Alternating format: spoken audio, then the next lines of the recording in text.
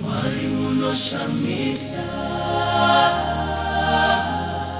Mwalimu no Shamisa, Mwalimu no Shamisa.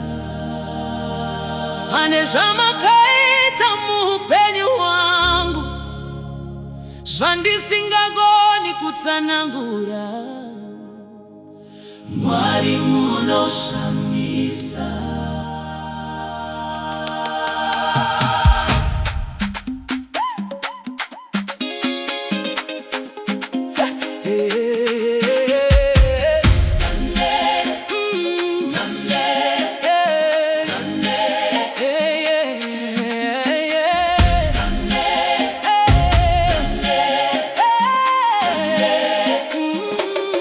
Ndakafamba nzira dzakanga dzisina tariro, vanhu vachiti handichasimukizva kare.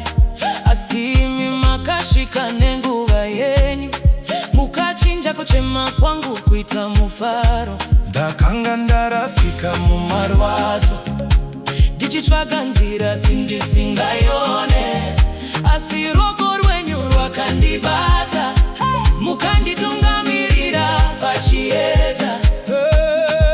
Zvamakaita handizvinzwisisi, Nyasha dzenyu dzinondishamisa.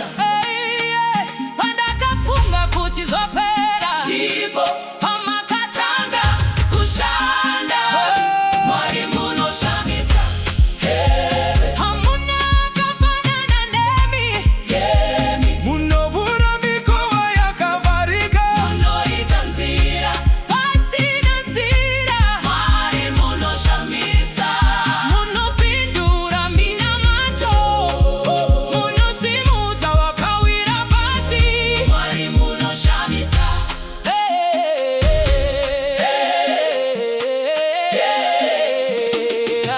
ndakaona makomo pamberi pangu, ndikafunga kuti handikwanise kupfuura.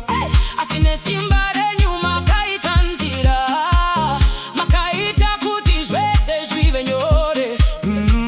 Pandakashayiwa simba rekufamba, Imi makanditakura mumaoko enyu.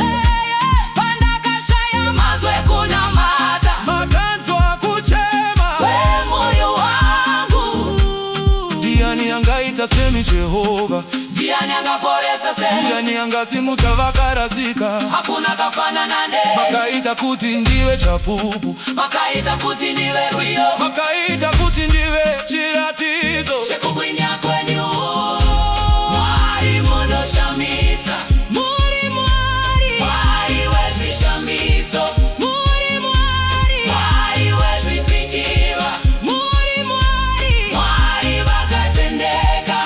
Mwari muno. Mwari zvanoshamisa. Kubva pakutanga kusvika pakuguma, ndicharamba ndichikurumbidzai. Nekusingaperi. Mwari muno, Mwari Shamisa.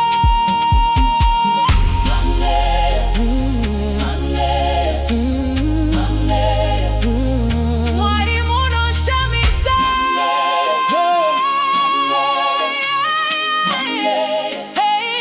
Mwalimu no Shamisa. Shama